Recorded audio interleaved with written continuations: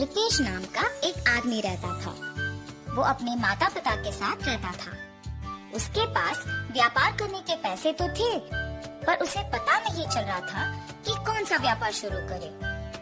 इसीलिए वो इस विषय में फैसला लेने के लिए अपने पिता के साथ चर्चा करता है।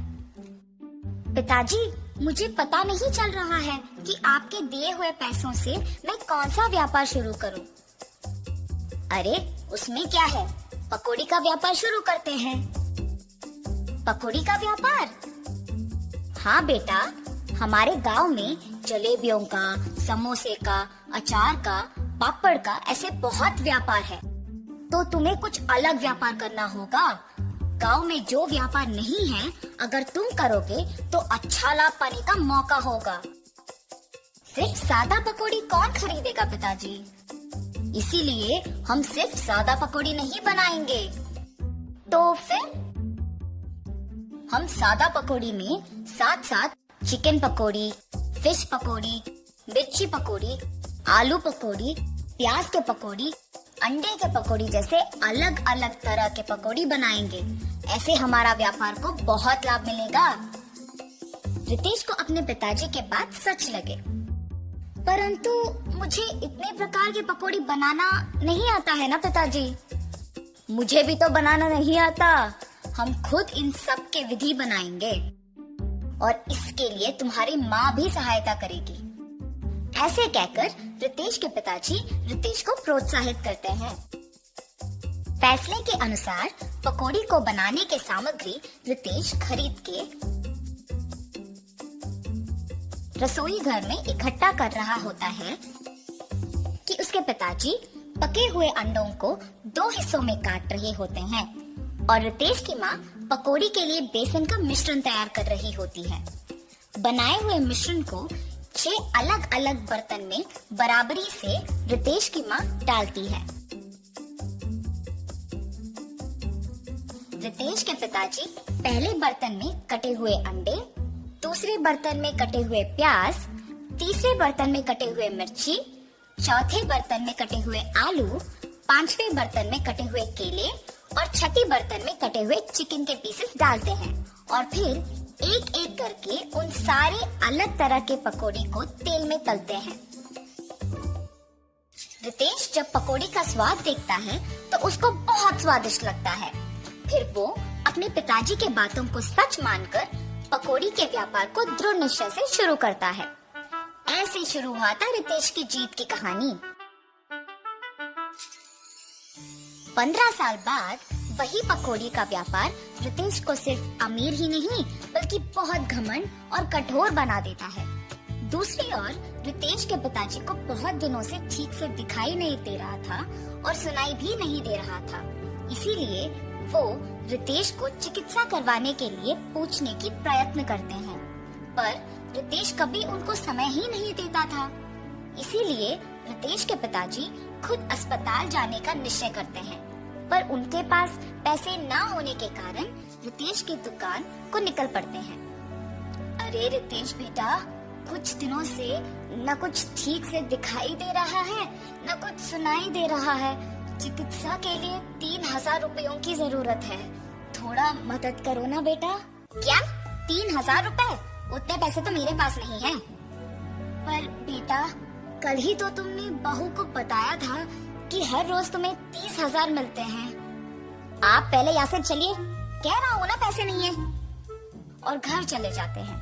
घर पहुँचने के बाद चिकित्सा के पैसे मांगने रितेश के पास गया था, पर उसने ये कहकर भेज दिया कि उसके पास पैसे नहीं है। क्या 3000 के लिए उसने ऐसा कह दिया? व्यापार तो अच्छा चल रहा है ना। शायद उसको हमारा यहाँ रहना पसंद नहीं। बहू ने भी खाना सिर्फ उन दोनों के लिए बनाया है। मैंने हम दोनों के लिए खाना बनाया है। तो फिर यही है, हमारा यहाँ रहना वो दोनों चाहते ही नहीं है। चलो इसी रात को यहाँ से निकलते हैं। ऐसे फैसला करके दोनों उसी रात गांव से निकल जाते हैं। माता पिता के लापता होने पर भी रितेश को चिंता नहीं हुई। अगर किसी ने पूछा तो कहता था कि तीर्थ यात्रा पे गए हैं। रितेश को पकौड़ी के व्यापार में लाभ ही लाभ आ रहा था। वो उसके दुकान में 10 और सहायक को काम पे लगा के उनको सारे पकौड़ी के विधि सिखा के काम करवाता था। इसके अनुसार उसने पकौड़ी के दाम भी बढ़ा दिया था। मिर्ची पकौड़े 5 रुपए के 10 पीस, प्याज के पकौड़े 8 रुपए के 10 पीस, आलू के पकौड़े 10 रुपए के 10 पीस, अंडे के पकौड़े 15 रुपए के 10 पीस, चिकन के पकौड़े 20 रुपए के 10 पीस और मछली के पकौड़े 25 रुपए के 10 पीस। पकौड़ी का स्वादिष्ट होने पर लोग भी बहुत आते थे, जिसकी वजह से रितेश का दुकान हमेशा भीड़ से भरा और व्यस्त रहता था और दुकान का लाभ भी दुगना हो गया था। रितेश ऐसे ही उसकी संपत्ति बढ़ाने में दिन भर व्यस्त रहता था और उसकी पत्नी भी अपनी समय अपनी सहेलियों के साथ बिताने में और पैसे खर्च करने में व्यस्त रहती थी और उनके बच्चों के साथ भी ज्यादा वक्त नहीं बिताती थी। बच्चों के देखभाल के लिए एक ताई को रख के वो चली जाती थी। रितेश व्यापार और संपत्ति के मोह में पड़कर दोस्तों के साथ वक्त गुजारता था और उसकी पत्नी उसके सहेलियों के साथ वक्त गुजारती थी। इस वजह से उनके बच्चे बहुत लापरवाही से पले बड़े। रितेश अपने बच्चों को अनुशासन से नहीं बड़ा कर पाया और अपने बीवी को उसके शौक से दूर नहीं रख पाया। अब रितेश के साथ प्यार से 2 बातें करने के लिए भी कोई नहीं था। उस समय में उसको उसके माता पिता की बहुत याद आती है।